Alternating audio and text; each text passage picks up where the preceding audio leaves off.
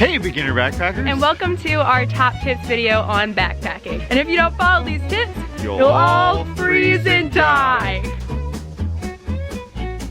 Don't underestimate the value of well thought out layers. It's your primary source of shelter from the environment. I put my clothes back on. So the first layer is gonna be your underlayer. And this is my underlayer. Ooh, and it's magic. Yeah, it's also inside out. Is it? Oh, I gotta take it off. My second layer is a regular t-shirt. It's really cold. It's really cold. It's really cold. It's okay, I'm fine now. Yeah, good. Which, cotton is not the best layer. It's a don't. Don't do cotton. Don't be like Justin. Because cotton holds moisture. And people will be like, oh, well, if it's not raining, then I can wear cotton. The answer is no, because whether you can feel it or not, you're sweating, and your cotton layers will hold on to that sweat. One tip I have for you guys is make sure to always try on all your layers, because sometimes you'll realize that they actually don't fit on top of each other because you're a lot heftier when you have tons of layers on. Don't be like me, a hefty boy. Hefty, hefty, hefty. My next tip is to research a tent that will work for you. This can be a little bit overwhelming, so let me point out some of the things I love about this simple Featherstone tent. Thank you to Featherstone for sponsoring this video and allowing me to make the content that I make. This tent might not be the most ultralight that I've witnessed, but the weight is almost comparable to what you'd get for a $200 to $300 tent at REI. Honestly, there is room for the camera in here. Come on, cameraman Frodo. Oh, I think we're gonna get yelled at. We're gonna totally get yelled at. Are we? Yep. Hi. Morning. Yeah, you're gonna have to move your campsite. Could we film, like, could we take the tent down in like 10 minutes? That be okay? You said 2 hours, would be like, no. No. Yeah, no, we're just getting some shots and then we're packing it up. That's okay. Okay. Also, that looks really fun. Oh yeah.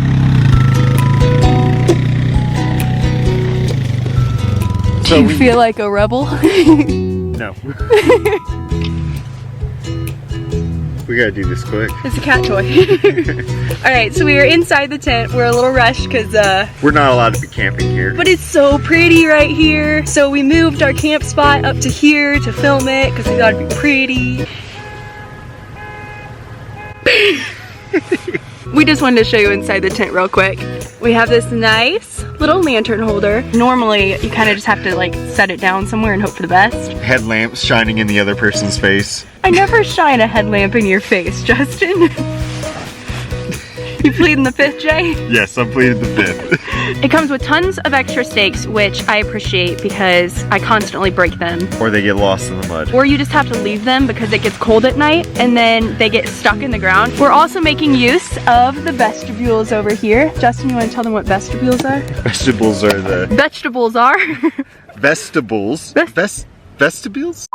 The space off to the sides are for storing your stuff, like shoes, pack, anything that's muddy that you don't want to bring into the tent with you. There's one on each side, so we can do Jess's stuff on one side, my stuff on the other side. Do you not like all my stuff being mixed up with yours?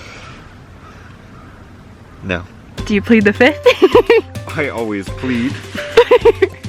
The tent is 5 pounds total, so between 2 people, you only really have to carry 2.5 pounds each. So one person can take all the stakes and the poles and maybe the footprint. So if I was camping in it just by myself and I wasn't worried about bugs, I would just take the footprint and the rain fly. That's 3.8 pounds, super light. This isn't for like through hikes, but still you could make a ton of use out of something like this. But just so you know, Featherstone does have some other models. I'm just over 6 feet tall. I'm 5'5". It could fit 2 of me pretty easily. Honestly, even without the vegetables. The vegetables. Vestibules. Vestibules? I call them vestibules. Vestibules. Vestibules. Vestibules. I think you're right. I think she's right. So even without... I have that on film now and I'm just really happy about that. She's right, she's right, she's right.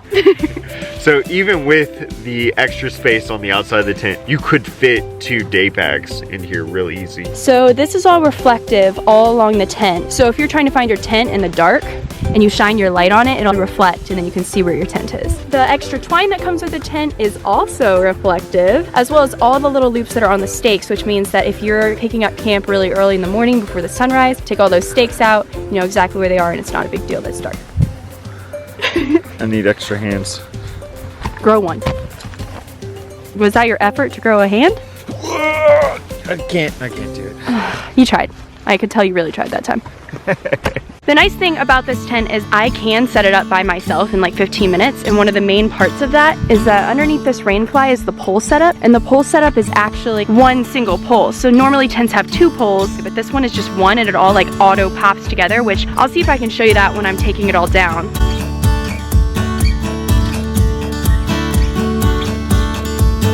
When you're ready to set up, you just... and it all just starts to auto go together. Hey Jay, look. I'm folded.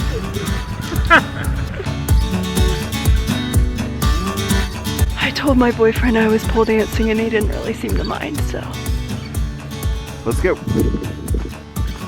Hiking out. Hiking out. What? I'm singing to the camera. Hi. Hi. When you vlog and you're like, oh yeah, I can backpack, you don't think about camera gear. I don't, at least. Jessa does all the time. Look at all that gear. Also, don't backpack like this.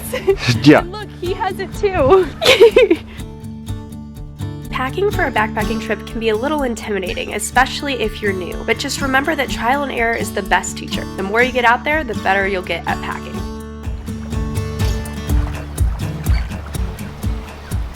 So a lot of sleeping bags come with a pouch that you can stuff them into. I don't use those for a few different reasons. If you have a down sleeping bag, it actually stores better if it's not packed so compactly into that pouch. And the other reason is that pouch inside your backpack is gonna take up a lot more space than if you're simply just stuffing your sleeping bag into the bottom. And it'll fit to the bottom of the pack, which means you'll get a lot more space in your pack for other things.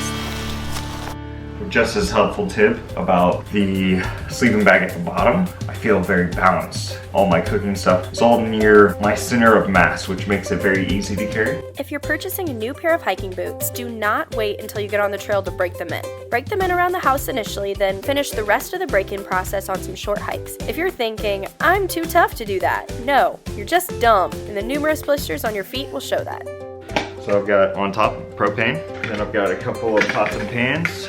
Inside my pots and pans, I've got a little camp stove. This just screws directly onto the propane. Then you can put your pots and pans on top of that. It's super lightweight. Jessa really likes jet boils. This is essentially the same thing.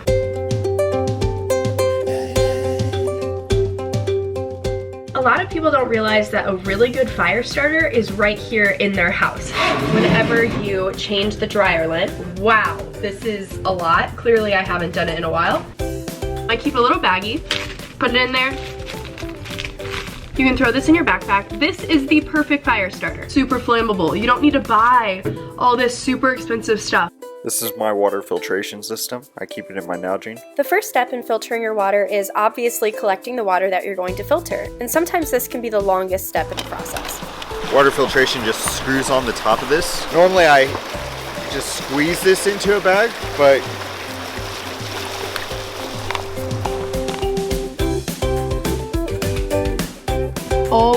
Always bring extra socks, and do not skimp on your socks. If they're about $20 a pair, that's around the right price for a good pair of outdoor socks. On the trail, you are literally pounding your feet. Having the option of putting on a dry pair of socks or just a new fresh pair of socks is absolutely a game changer out on the trail. this is my first aid kit. In my first aid kit, I got a couple of old big bandages, some rubber gloves, tape, survival matches, and cotton to start a fire. I also have a tourniquet in here. And last but not least, I have some quick clotting gauze.